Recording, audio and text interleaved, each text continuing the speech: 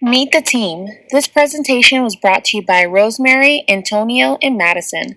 My name is Rosemary Franco, and I'll be starting off this presentation by discussing culture.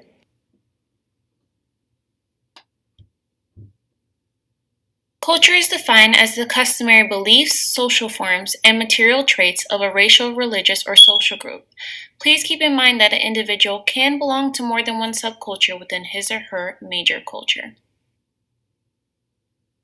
Culture has a strong impact on how we interpret and respond to healthcare as well as to one another. Both nurses and patients expect to be treated with respect regardless of cultural origin. Patients make healthcare decisions based on cultural backgrounds and beliefs. Here are a few additional key points to consider when we talk about transcultural nursing. It is believed that a higher quality of care is delivered to nurses who value cultural diversity. It also aids in better comprehension and connection with your patients. Culture is a result of a process that starts from birth and continues throughout the lifespan. Behaviors, beliefs, and attitudes are transferred from one generation to the next by a process called enculturation. Culture is not inherited, it is learned via interactions both unconsciously and consciously. Culture is shared, and there are many similarities to be found within one culture.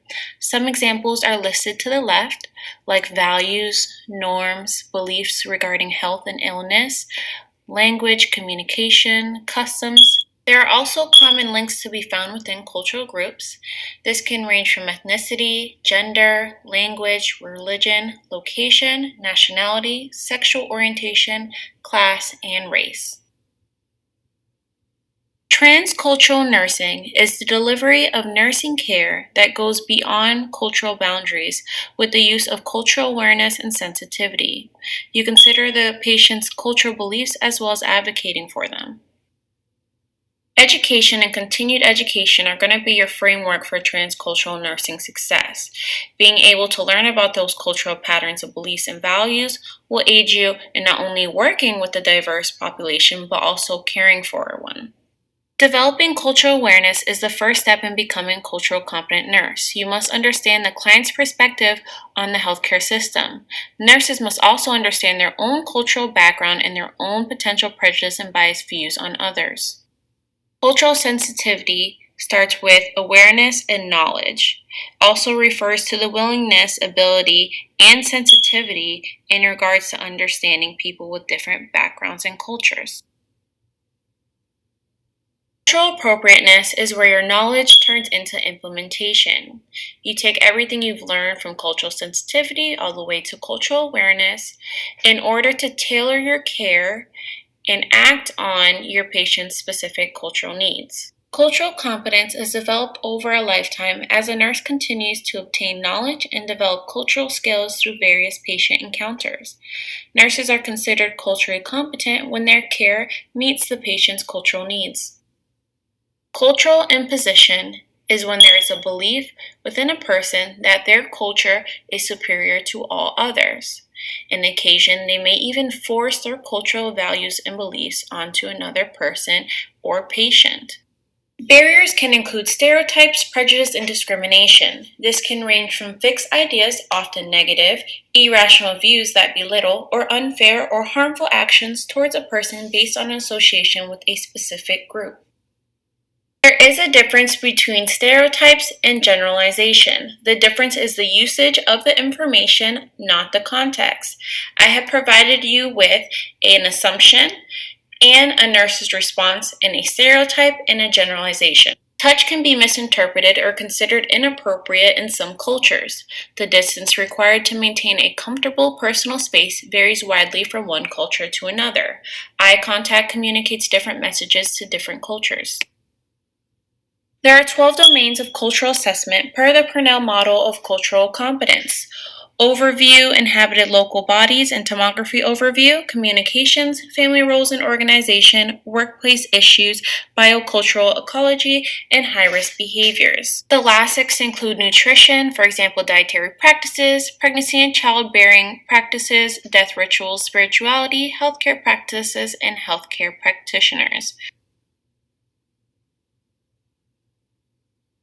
The four C's of culture mnemonic questions provide insight. Number 1, perception of the problem. Number 2, source of the problem. Number 3, use of alternative healers and treatments. And number 4, understanding of fears and course of illness and address concerns and misconceptions. There are a plethora of cultural competence resources for nurses to utilize, whether to make their foundation or continue their education. On the left-hand side are a list of multiple resources that can be utilized and accessed via the web. Spirituality can play an important role in clients' ability to achieve balance in life, maintain health, seek health care, and deal with illness and injury. Hope, faith, and transcendence are integral components of spirituality. It is associated with an awareness of inner self, belief of higher being, or some connection to a purpose greater than oneself. Comfort and empowerment, despite life stressors, come from three parts: interpersonal, within oneself; intrapersonal, with others and the environment; and transpersonal, with an unseen high power. There are 5 main parts that make up spirituality, including faith, hope, transcendence, self-transcendence, and religion. One part of spirituality is faith. It is a belief in something or relationship with a high power. Hope is a concept that includes anticipation and optimism and provides comfort during times of crisis. Transcendence is a belief in a force outside the person and material world that is superior. Self-transcendence is another part of spirituality. It is an authentic connection within one's inner self. Nursing interventions are directed at identification and reconnection of clients and families to spiritual strength. Religion is the last part of spirituality. It is a system of beliefs practiced outwardly to express one's spirituality. Spiritual and religious groups often adopt practices related to healthcare, birth, death, diet, and other rituals included in their daily lives. Some rituals for Buddhism include maintaining good health for good deeds. Medications can be seen as harmful as they are chemical substances. Many prefer for death to occur at home. Mourners are quiet, peaceful, and avoid touching the body, but may touch the head, and the body is prepared by a male. Rituals included in Christianity. Organ donation is generally allowed. Many believe in health maintenance. The laying of the hands during prayer is a common belief that can be used for healing. Some clients practice Holy Communion, and some clients also have spiritual leaders visit them called clergy.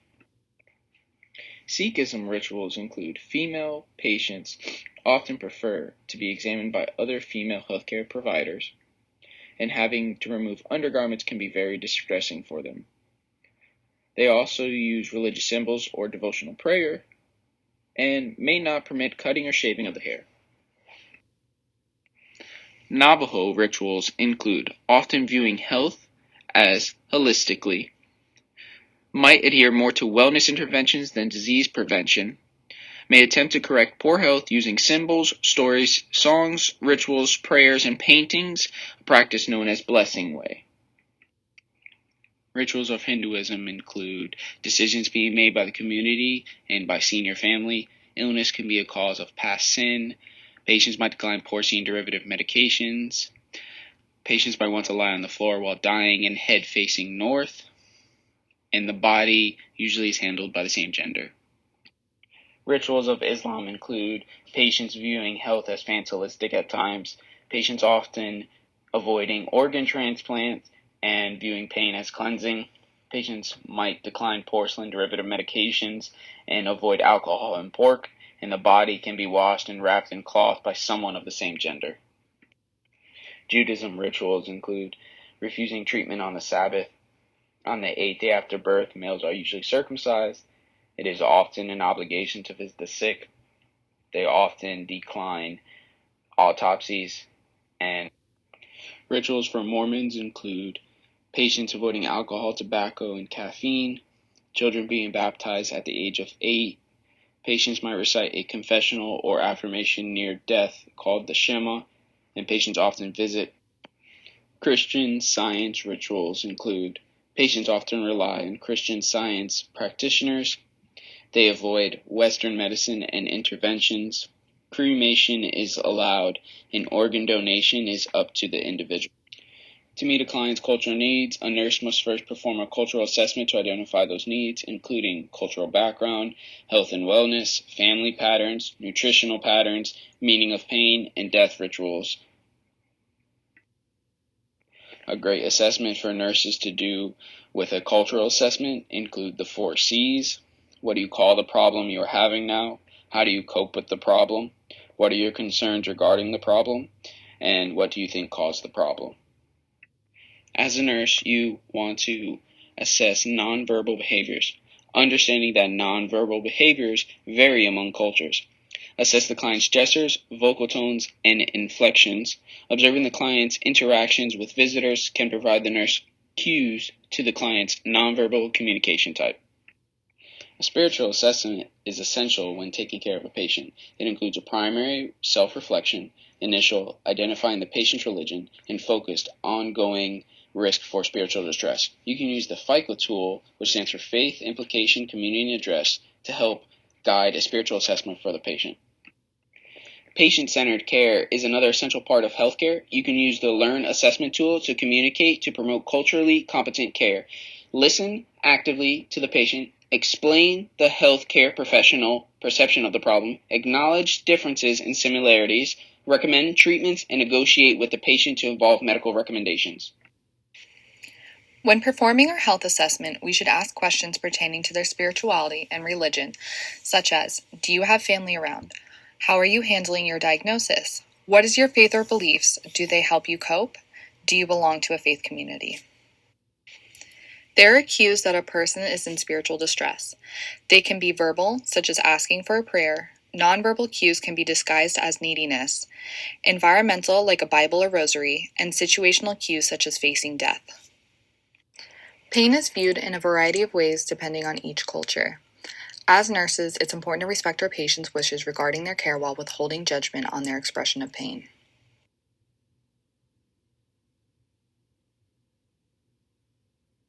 Expression of pain can vary among different cultures. Patients who are Hispanic, Black, or Native American may downplay their pain.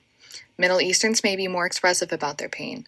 As nurses, we remain culturally sensitive while encouraging proper treatment and medications. Religion and spirituality can impact a patient's view on pain. Some may believe God is punishing them for something they did. In Chinese culture, it is believed that there is an imbalance of yin-yang energy. Others may believe that chronic pain is curable through prayer rather than pain medication.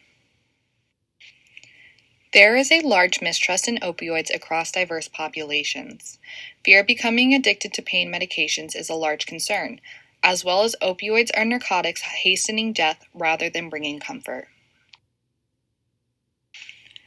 Minorities are at a higher risk for poor pain outcomes. It's essential to do a thorough assessment on patients' pain and their view on medication so we can correctly treat them and that they can make informed decisions.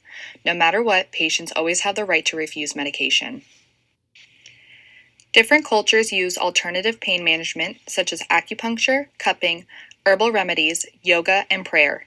Some herbal remedies can interact with other drugs, and cupping can look like evidence of abuse. Therefore, it's important to do a thorough assessment on our patients. Diet and nutrition can be a significant custom in culture.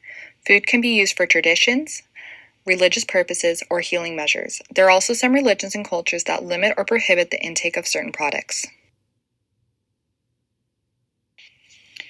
Judaism and Islam are two religions that restrict on eating meat. Religious holidays or practices, such as Ramadan, abstain from eating or drinking anything from sunrise to sunset. Some cultures may decline feeding tubes for themselves or family members, especially if death is imminent. Depending on the illness or diagnosis, some cultures may prefer hot or cold food as it's believed different temperatures can aid in symptoms. This is significant in Chinese culture as they use food and herbal remedies to neutralize or balance the body. Assess any and all remedies as some can cause interactions with medications. Mothers who have just given birth may have certain traditional dishes or cuisines as it's believed across many cultures that specific foods can aid in the mother's healing and breast milk production.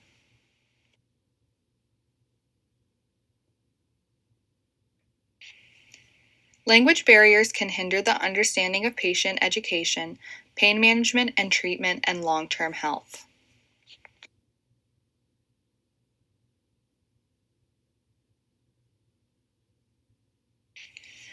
Patients do not receive the same level of care when they have a nurse who doesn't speak the same language. However, interpreters are a necessary tool to communicate with them. Interpreters reduce communication errors and enhance patients' knowledge on their diagnosis and care. Interpreters must be professionally trained in medical terminology.